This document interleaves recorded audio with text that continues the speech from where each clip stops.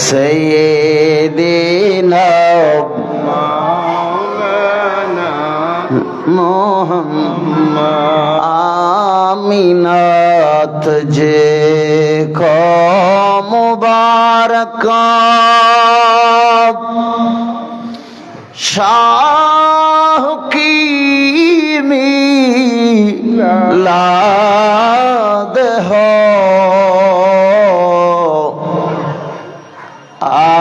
आमीनात जे को मुबारक शाह की मिलाद हो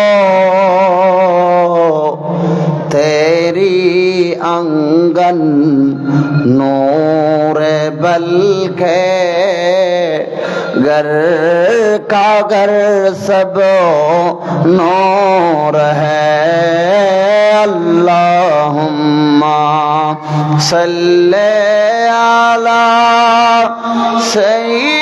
सय्यिदिना मौलाना मुहम्मद वाला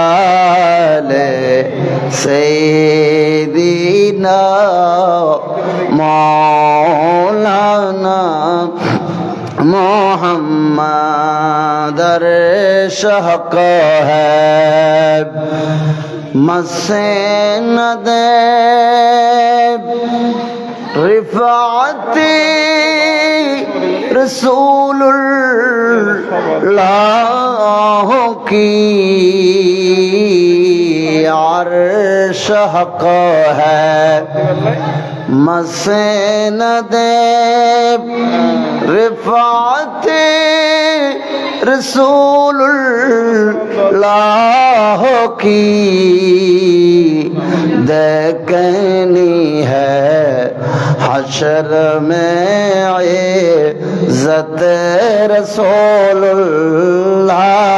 की अल्लाहुम्मा सल्ले अला सय्यिदिना मौलाना मुहम्मद वाला सय्यिदिना मौलाना মোহাম্মদ সকলে দরুদ শরীফ পড়ি আমাদেরকে নবীর বাড়ি বাংলাদেশে আমার বাড়ি বাংলাদেশে নবীজির বাড়ি মদিনা যায় নামাজে বসে বসে দেখিব সোনার মদিনা আল্লাহুম্মা সাল্লি আলা সাইয়্যিদিনা মাওলানা মুহাম্মদ ওয়ালা আলি সাইয়্যিদিনা মাওলানা মুহাম্মদ বিসমিল্লাহির রহমানির রহিম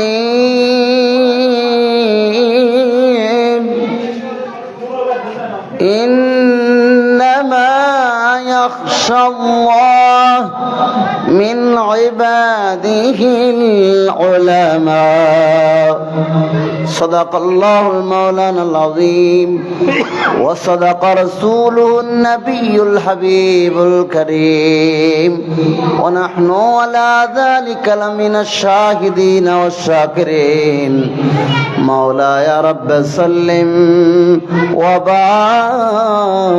عليه ज़मीं में ली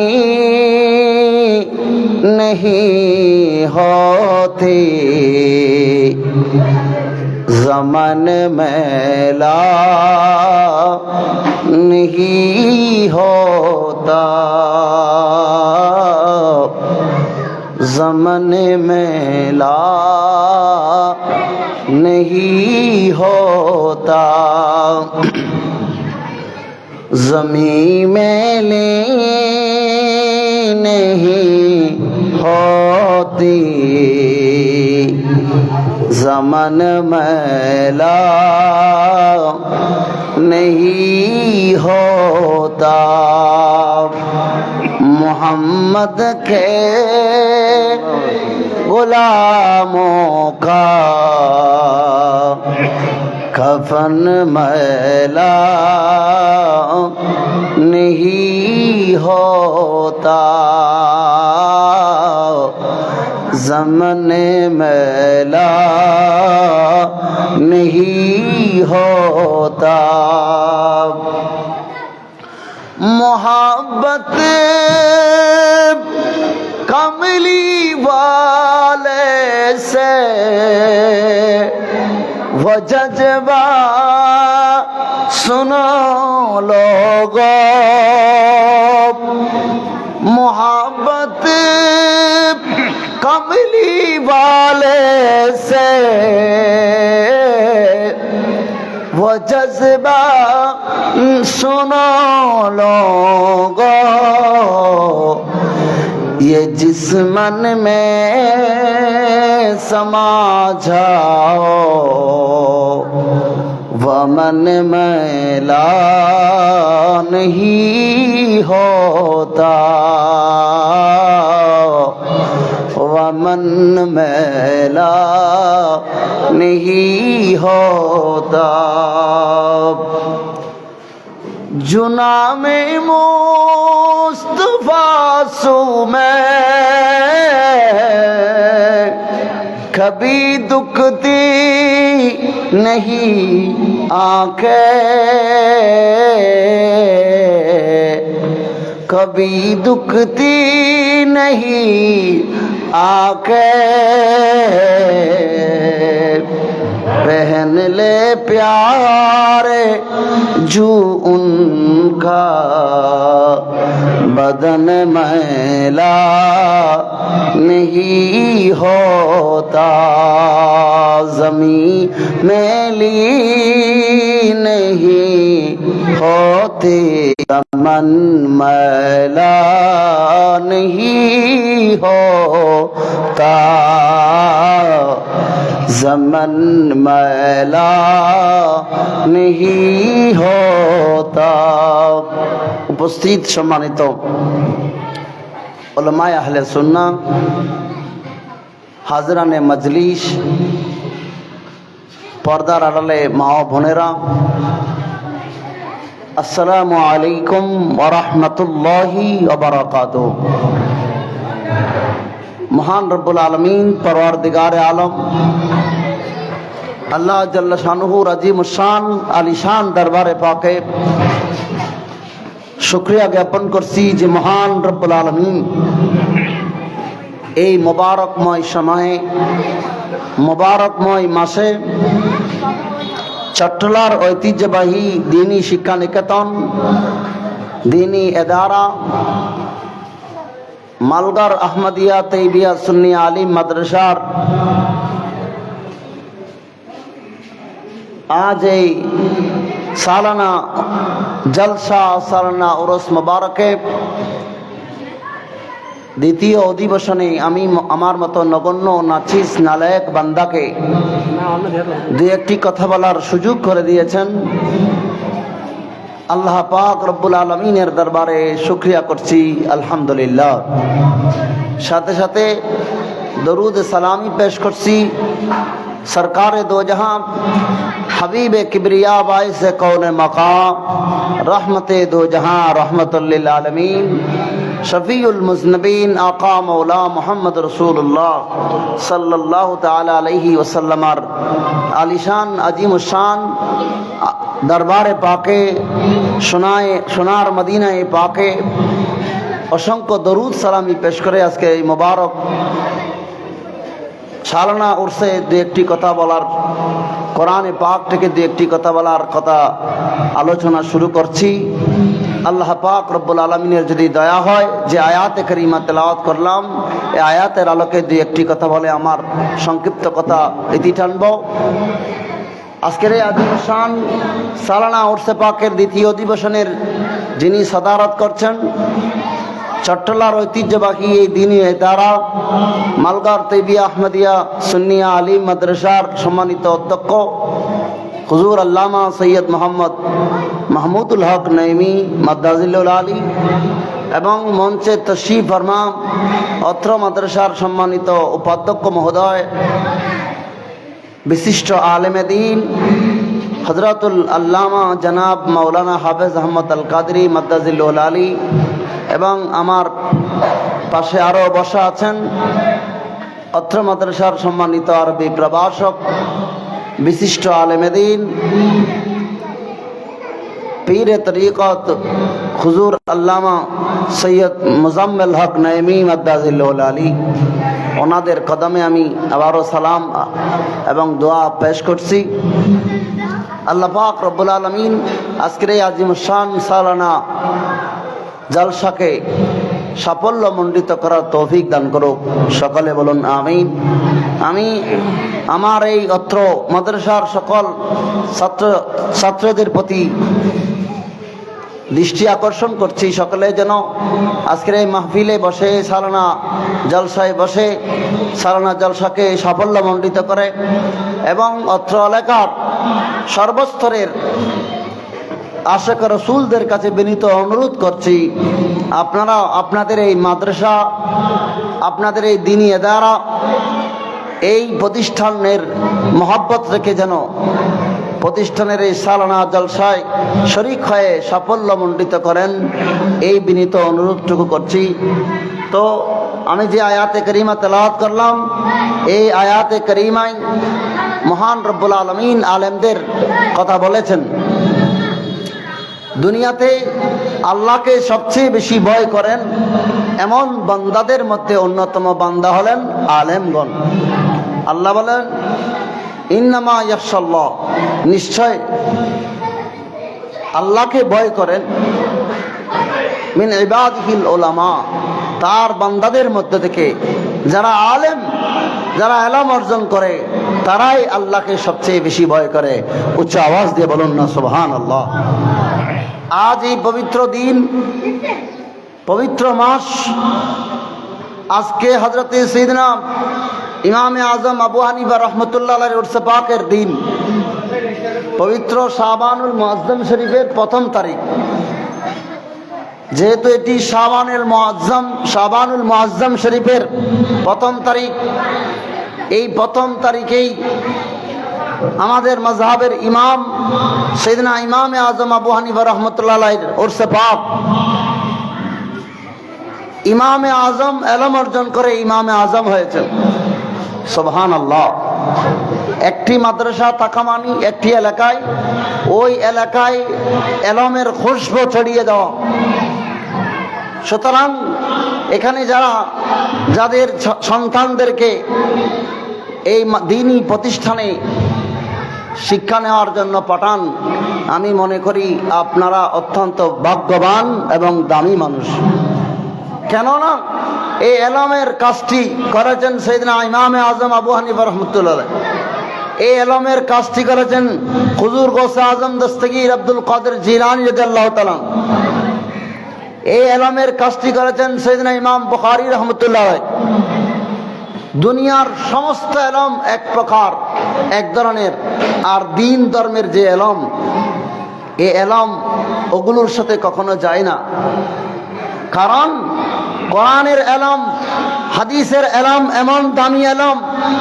কোরআন আমাদের কাছে আল্লাহ এমন এক দামি কিতাব দান করেছেন।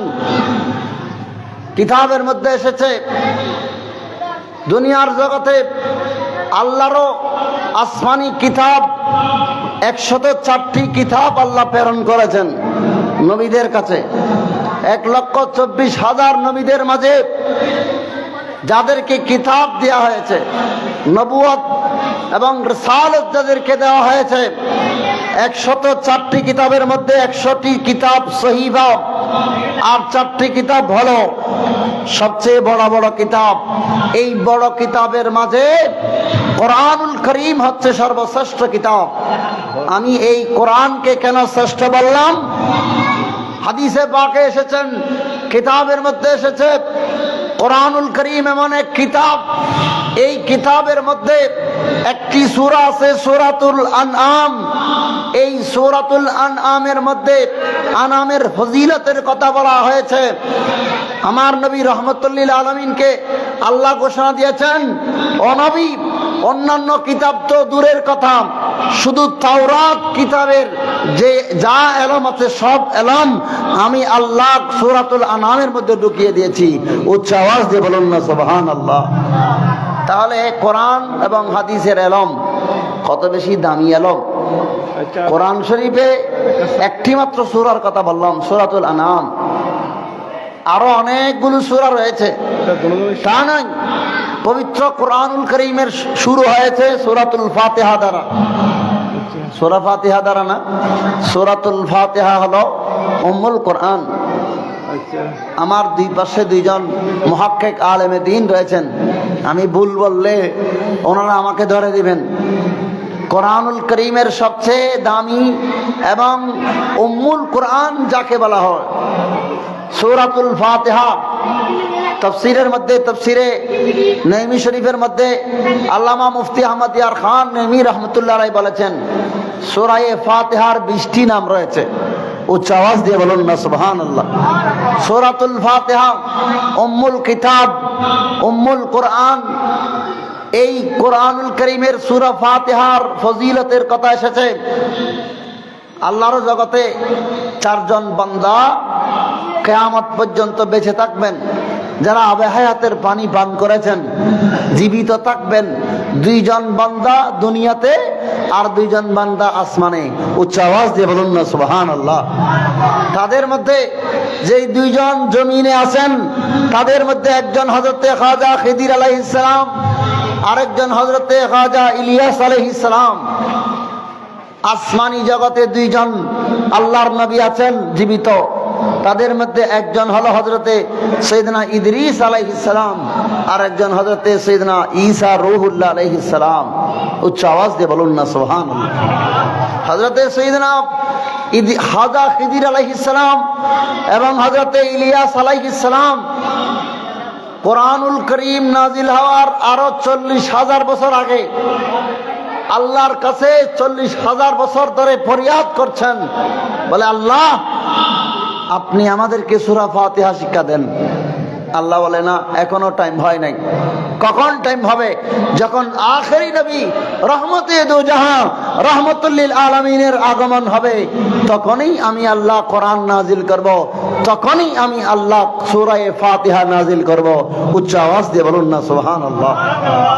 হযরতে খিদির আলাইহিস সালাম এবং হযরতে সাইয়েদনা ইলিয়াস আলাইহিস সালাম, এই 2 জন জলিলুল কদর আল্লাহর মাহবুব বান্দা, এই 2 জনেই 40,000 বছর অপেক্ষা করেছেন শুধুমাত্র সূরা ফাতিহার জন্য। যেদিন সূরা ফাতিহা নাজিল হয়েছে, সাথে সাথে আল্লাহর প্রিয় মাহবুব নবীর দরবারে উপস্থিত হলেন, বলে ইয়া রাসূলুল্লাহ আমাদেরকে সূরা ফাতিহা শিক্ষা দিন। উচ্চ আওয়াজ দিয়ে বলুন না সুবহানাল্লাহ। তাহলে কোরআনের এলম, এলমে দ্বীন অর্জন করা কত গুরুত্বপূর্ণ আমল। শুধু তা নয়, যারা এলমে দ্বীন অর্জন করে, যারা মাদ্রাসার ছাত্র, তারা আসার সময় আল্লাহরও নূরানি জগতের কিছু ফেরেশতা আছে, যাদের কাজ হলো তাদের পাকাগুলো বিছিয়ে দেওয়া। উচ্চ আওয়াজ দিয়ে বলুন সুবহানাল্লাহ। তাহলে যারা এলম অর্জন করে তাদের কত দাম। যতক্ষণ পর্যন্ত কোন বান্দা এলম অর্জনের জন্য বের হয়েছে, সেই যতক্ষণ ঘর থেকে বের হওয়ার পর থেকে এই এলম অর্জন করা পর্যন্ত, আবারও ঘরে পৌঁছা পর্যন্ত হাদিসে পাকে এসেছেন, আমার নবী বলেন সেই বান্দা আল্লাহর রাস্তায় রয়েছে। সেই বান্দার যদি মওত হয়ে যায়, ইন্তেকাল হয়ে যায়, সেই বান্দাকে শহীদের মর্যাদা দান করা হবে। উচ্চ আওয়াজ দিয়ে বলুন না সুবহানাল্লাহ। তাহলে কত বড় গুরুত্বপূর্ণ একটি কাজ এলম অর্জন করা, সেই এলমের কাজটুকু করে গিয়েছেন আকাবিরগণ, উলামায়ে আহলে সুন্নাতগণ, আল্লাহর প্রিয় মাহবুব নবীগণ, আমাদের মাযহাবের ইমামে আজম আবু হানিফা রাহমাতুল্লাহ আলাইহি। উনি ওনার জীবনের সব সময় দিয়েছেন, সবটুকু সময় দিয়েছেন এলম অর্জনের মধ্যে, এলম চর্চার মধ্যে। উচ্চ আওয়াজ দিয়ে বলুন না সুবহানাল্লাহ। আজ সেই ইমামে আজম আবু হানিফা রহমতুল্লাহ আলাইহির উরসে পাকের দিন। এমন মোবারকময় সময়ে, এমন মোবারকময় মাসে আমাদের এই অত্র মাদ্রাসার সারনা জলসা হতে যাচ্ছে। আমি অত্র এলাকার সর্বস্তরের প্রিয় ভাইদের কাছে অনুরোধ করব, এই অনুষ্ঠান সাজানোর উচিত আপনাদের। এই মাদ্রাসাকে দেখাশোনা করা আপনাদের দায়িত্ব, কারণ এই মাদ্রাসা আপনাদের জন্য নাজাতের উসিলা হবে। কাল কিয়ামতের ময়দানে একটিবার বলতে পারবেন, আল্লাহ আমার জীবনের কোনো আমল নাই, একটি মাত্র আমল, ওই আমলটি হলো যেখানে তোমার কালামে মাজিদ, তোমার হাদিসে পাকের, তোমার নবীজির হাদিসে পাকের চর্চা হয়, তোমার আলোচনা হয়, তোমার নবীজির শান ও মান গাওয়া হয়। সেখানে সেই মাদ্রাসায় গিয়ে আমি একটু সহযোগিতা করেছি, আমার জীবনের কিছু হায়াত সেখানে দান করেছি। এই আমলটুকু যদি আল্লাহর দরবারে কবুল হয়ে যায়, তাহলে আপনি বেড়া পার হ্যাঁ। সত্যিকারের এলম যেখানে চর্চা হয়, সত্যিকার দিন এলমের যেখানে চর্চা হয়, সেখানে সেই মাদ্রাসার পাশ দিয়ে যদি আপনি হেঁটে যান, সেই মাদ্রাসাকে যদি আপনি মহব্বত করেন, সুন্নি আহলে সুন্নাত ওয়াল জামাতের আকীদা যেখানে চর্চা হয়, কোরআনুল করিম তেলাওয়াতের পর যেখানে সাদাকাল্লাহুল মাওলানাল আযীম ওয়া সাদাকা রাসূলুহুন নবিয়ুল হাবিবুল করিম বলা হয়, সেখানে যারা যায় তাদেরকে আল্লাহ কাল কিয়ামতের ময়দানে নাজাত দিবে। উচ্চ আওয়াজ দিয়ে বলুন সুবহানাল্লাহ। কারণ এমন কিছু মাদ্রাসা, এমন কিছু জায়গা আমরা দেখি যেখানে সাদাকাল্লাহুল মাওলানাল আযীম বলা হয়, ওয়া সাদাকা রাসূলুহুন নবিয়ুল হাবিবুল করিম বলা হয় না। এটা হচ্ছে আকায়েদ আহলে সুন্নাত। আহলে সুন্নাত ওয়াল জামাতের আকীদা হলো আল্লাহ সাদাকাল্লাহুল মাওলানাল আযীম, মানে আল্লাহ সত্য বলেছেন। কোরআনুল করিম এটা আল্লাহর বাণী, আল্লাহ সত্য বলেছেন। আচ্ছা মানলাম আল্লাহ সত্য বলেছেন, তা আল্লাহর কাছ থেকে এই কোরআন আমাদেরকে কে এনে দিয়েছেন? আমাদেরকে এই কোরআনুল করিম, আল্লাহর এই বাণী আমাদেরকে কে এনে দিয়েছেন? কার উপর নাজিল হয়েছে? তিনি যদি আমাদেরকে বরাবর পৌঁছে না দিতেন, আমরা এই কালামে মজিদ পেতাম না।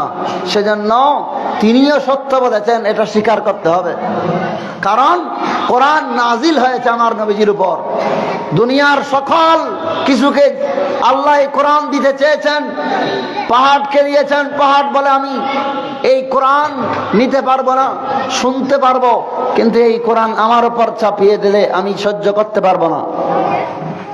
পাহাড় সাগর বলেন তোমাকে কোরআন দেওয়া হবে, সাগর বলে আমি পারবো না।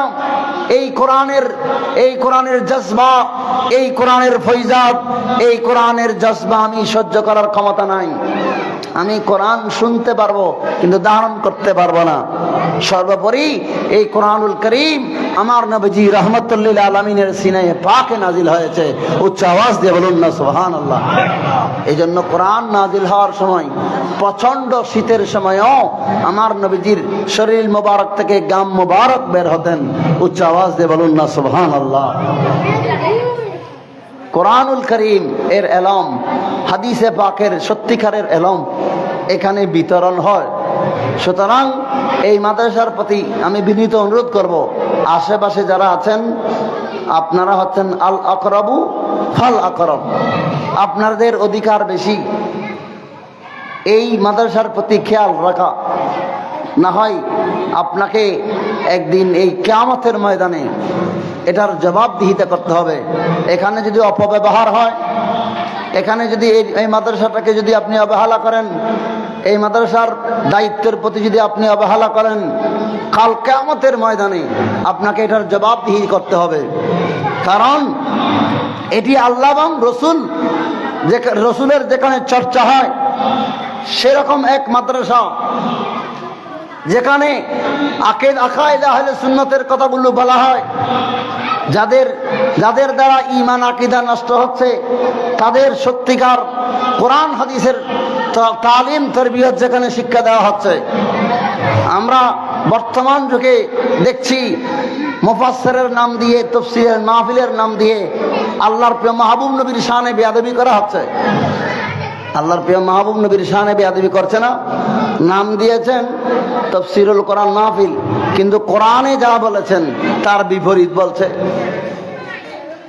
কোরআনে পাক যেটা বলতে মানা করেছেন তা বলা হচ্ছে। যেমন আল্লাহ পাক রব্বুল আলামিন কোরআনুল কারীমের সূরা বাকারার 104 নম্বর আয়াতে বলা হয়েছে, ইয়া আইয়ুহাল্লাযীনা আমানু লা তাকুলু রাইনা ওয়া কুলু উনজুরনা। আল্লাহ পাক রব্বুল আলামিন কোরআনুল কারীমে ঈমানদারদেরকে ডেকে বলছেন, কোরআন শরীফে, কোরআন কারীমে, কোরআন মাজিদে 88 বার আল্লাহ ইয়া আইয়ুহাল্লাযীনা আমানু বলেছেন। সুবহানাল্লাহ, কয়বার বলেছেন? 88 বার। তাফসীরে নাইমি শরীফের মধ্যে এই কথাটা লিখেছেন ইয়া আইয়ুহাল্লাযীনা আমানু, তাফসীরের মধ্যে। এটা এই জ্ঞানকে বলা হয় উলুমুল কোরআন, কোরআনের জ্ঞান। কোরআনে পাকে আল্লাহ 88 বার ঈমানদারদেরকে ডেকেছেন। তার মধ্যে এই একটি জায়গা যেখানে ঈমানদারদেরকে ডেকে বলেছেন, হে আমার ঈমানদারগণ, তোমরা আমার নবীকে রাইনা বলিও না। রাইনা মানে কি? যেই সব তাফসীরে কাউবয় বলতেছে আল্লাহর মাহবুব নবীকে রাখাল বলছে। এই দেখুন কোরআন শরীফে যা মানা করেছেন সে তার বিপরীত কথাটা মানুষের মাঝে প্রচলন করছে, অথচ আল্লাহ মানা করেছেন এই কথাটা না বলার জন্য। এই আয়াতের শানে নুজুলে আল্লাহর প্রিয় মাহবুব নবী রহমতুল্লিল আলামিন সাহাবায়ে কেরামদেরকে শিক্ষা দিতেন, তালিম দিতেন। এই তালিমের মাঝে বসার মাঝে মজলিসে কিছু ইহুদি পিছনে বসত, তো কিছু সাহাবী রসুল পাককে রায়না বলতেন। রায়না মানি, ইয়া রাসূলুল্লাহ আমার দিকে একটু দৃষ্টিপাত করুন, আমি একটু কম বুঝতেছি, আমাকে একটু বুঝিয়ে দিন। এই রায়না শব্দকে বিকৃত করে ইহুদিরা রাইনা বলতো, একটু টেনে রাইনা ইয়া শব্দ ইয়া অক্ষরটা যোগ করে দিল, তার মানে হে আমাদের রাখাল। উচ্চ আওয়াজ দিয়ে বলুন না নাউজুবিল্লাহ।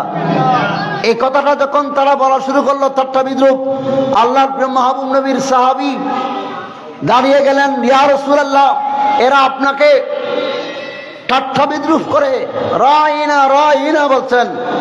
এই কথা যখন আরজি পেশ করলেন, সাথে সাথে আল্লাহর পক্ষ থেকে কোরআনে পাক নাজিল হলো।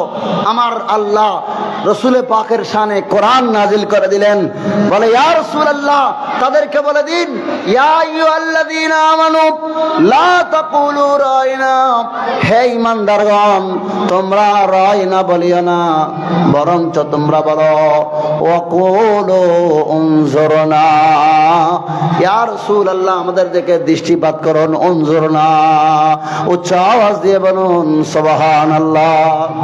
এই জন্য আমরা বলি ইয়া রাসূলুল্লাহ উনজুর হালানা,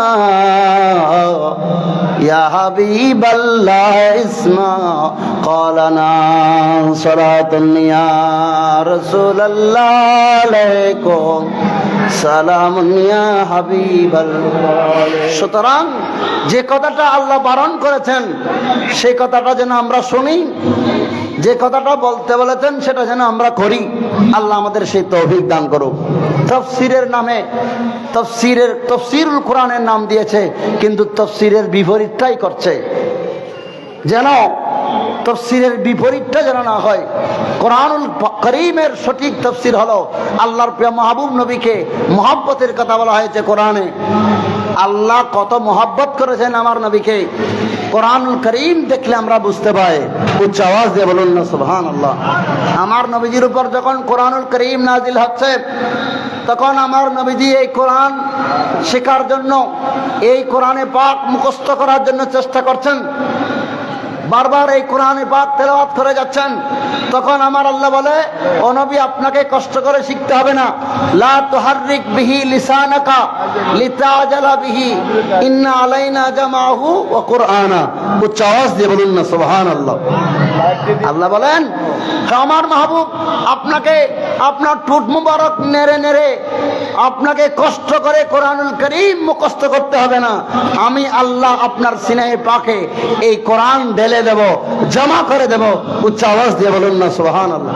শুধু জমা করে দেব তা নয়, নবীজি আপনার অন্তরে আমি আল্লাহ এই কোরআনের তাফসীর সহ ঢুকিয়ে দেব। উচ্চ আওয়াজ দিয়ে বলুন না সুবহানাল্লাহ। সুম্মা ইন্না আলাইনা বায়ানা। আল্লাহ বলছেন, সুম্মা ইন্না আলাইনা বায়ানা, এই কোরআনুল কারীমের বয়ান সহ আপনি নবীকে আমি আল্লাহ ঢুকিয়ে দেব। উচ্চ আওয়াজ দিয়ে বলুন না সুবহানাল্লাহ। তাহলে রাসূল পাকের মহব্বত যদি অন্তরে না থাকে, হাজারো তাফসীর করুক, এই তাফসীর কোনো কাজে আসবে না, বরঞ্চ এই তাফসীরুল কোরআন দ্বারা মানুষের ঈমান নষ্ট হবে। ঈমান নষ্ট হবে না। আল্লাহ যা মানা করেছেন তা করতে বলা হচ্ছে, তা বলা হচ্ছে, সেখানে ঠিক ঠিক বলা হচ্ছে। যারা ঠিক ঠিক বলেছে তারও ঈমান শেষ, যিনি বলেছেন তার ঈমানও শেষ। কারণ কি? আল্লাহ নিষেধ করেছেন, এটা আল্লাহ করতে মানা করেছেন। এই কাজটা ইহুদিদের কাজ। তাহলে আমার সাথে আর ইহুদির সাথে সাদৃশ্য পাওয়াটা মানে আমি তাদের অন্তর্ভুক্ত। কারণ মহান রব্বুল আলামিন বলেছেন, তোমরা ইহুদিদের সাথে সাদৃশ্য হয় না। বিধর্মী যারা, আমাদের বিপরীত যারা, আমাদের ধর্মের বিপরীত যারা, তাদের সাথে যদি আমরা সাদৃশ্য রাখি, তাহলে আমি আর তার মধ্যে পার্থক্যটা কি? ইমানদার আর কাফেরের মধ্যে পার্থক্য কি? ইমানদারের ঈমান টিকে থাকবে, ঈমান হলো নবী মুস্তাফা। উচ্চ আওয়াজ দিয়ে বলুন না সুবহানাল্লাহ। সুতরাং সেই নবী মুস্তাফার কোরআনে পাক, সেই নবী মুস্তাফার দ্বীন ইলমের চর্চা হয় এখানে। এই ইলম যেন, সঠিক ইলম যেন আমরা দিতে পারি। সত্যিকার যে ইলম আল্লাহর মাহবুব নবী থেকে এসেছে, সেই ইলম যেন আমরা বিতরণ করতে পারি, এবং আমার দেশের ভাইয়েরা যেন, এই এলাকার সন্তানরা যেন সত্যিকারের দ্বীনে ইলম, দ্বীন ইসলামের আকায়েদ আহলে সুন্নাত ওয়াল জামাতের আকীদাগুলো যেন শিখতে পারি। আল্লাহ আমাদের সেই তৌফিক দান করুক। দুনিয়াতে ইলম দুইভাবে চর্চা হয়েছে। এক ধারার ইলম হলো নবী মুস্তাফার পক্ষ থেকে, আর এক ধারার ইলম হলো শয়তানের পক্ষ থেকে। শয়তানেরও ইলম ছিল না? ছিল তো। শয়তান বেহেশতে ফেরেশতাদেরকে পড়িয়েছে, আর নবী মুস্তাফা থেকে যারা ইলম শিখেছেন, তারা ইলম শিখার আগে আদব শিখেছেন। উচ্চ আওয়াজ দিয়ে বলুন না সুবহানাল্লাহ। নবী মুস্তাফার যত সাহাবায়ে কেরাম, তারা আল্লাহর মাহবুব নবীকে মহব্বত করেছেন, এমন আদব দেখাতেন। নবী মুস্তাফা যখন থুতু মুবারক ফেলতেন, ফেলার মাটিতে পড়ার আগে আগে সাহাবায়ে কেরাম হাত বসিয়ে দিতেন, এই থুতু মুবারক মুখে বুকে মালিশ করতেন। উচ্চ আওয়াজ দিয়ে বলুন না সুবহানাল্লাহ। সাহাবায়ে কেরামের মধ্যে কি আদব! আমি একটি আদবের কথা বলে শেষ করছি।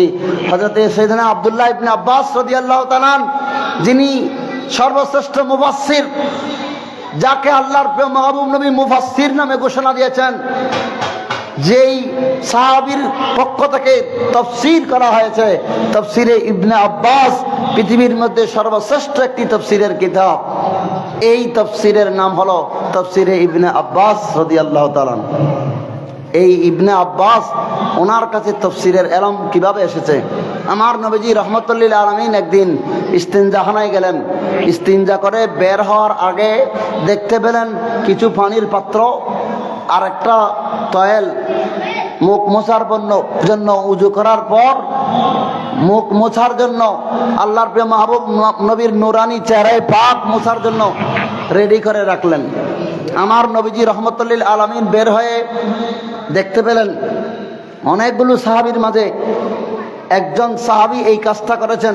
আমার নবীজি জিজ্ঞেস করলেন, এই কাজটাই আমার সাহাবী এই কাজটা কে করলো? সাহাবায়ে কেরাম উত্তর দিলেন, বলে ইয়া রাসূলুল্লাহ, এই কাজটি করেছেন হযরত আব্দুল্লাহ ইবনে আব্বাস রাদিয়াল্লাহু তাআলা। তিনি এখনো ছোট ছেলে, ছোট বাচ্চা, তাকে এই কাজটাকে করতে বলল। আমার নবীজি তাকে ডাকলেন। নবীজি রাহমাতুল লিল আলামিন উযু করলেন। উযু করার পর চাদর মোবারক দিয়ে আমার নবীজির চেহারায় পাক মুছলেন। সাথে সাথে হযরত সাইয়েদনা আব্দুল্লাহ ইবনে আব্বাসকে বুকে জড়িয়ে নিলেন। জড়িয়ে ধরে আমার নবীজি দোয়া করলেন, আল্লাহুম্মা আল্লিমহুল কিতাব। উচ্চ আওয়াজ দিয়ে বলুন না সুবহানাল্লাহ। আল্লাহ তাকে কোরআনের ইলম দান করো, কিতাবের ইলম দান করো। আমার নবীজি দোয়া করেছেন। সাইয়েদনা আব্দুল্লাহ ইবনে আব্বাস বিশ্বের মধ্যে সর্বশ্রেষ্ঠ মুফাসসির হয়েছেন। উচ্চ আওয়াজ দিয়ে বলুন না সুবহানাল্লাহ। তাদের এই শ্রেষ্ঠ কিতাবে, শ্রেষ্ঠ তাফসীরে আল্লাহর প্রিয় মাহবুব নবীকে কাউবয় বলেন নাই, কি বলেছেন? রহমতুল লিল আলামিন বলেছেন। দুজাহানের বাদশাহ নবী বলেছেন। আমাদের সরদার আকা নবী মুস্তাফা বলেছেন। নবী রহমতুল লিল আলামিনকে সাহাবায়ে কেরাম সম্মানের সহিত ডেকেছেন। কোনো কিছু জিজ্ঞেস করলে আমার নবীজি সাহাবায়ে কেরাম উত্তর দিতেন, আল্লাহু ওয়া রাসূলুহু আলাম।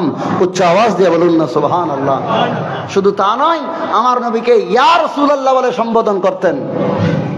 এটাই হলো প্রকৃত ইলম। আমার নবীজির কাছ থেকে সাহাবায়ে কেরাম পেয়েছেন, সাহাবায়ে কেরাম থেকে তাবেঈন, তাবেঈন থেকে তবে তাবেঈন, আইম্মায়ে মুজতাহিদিন, সালফে সালিহিন, এভাবে আস্তে আস্তে আস্তে আস্তে উলামায়ে আহলে সুন্নতের কাছে আল্লাহর প্রিয় মাহবুব নবীর হাদিসে পাকের ইলম, কোরআনের তাফসীরের ইলম এই পর্যন্ত এসে সমাপ্ত হয়েছে।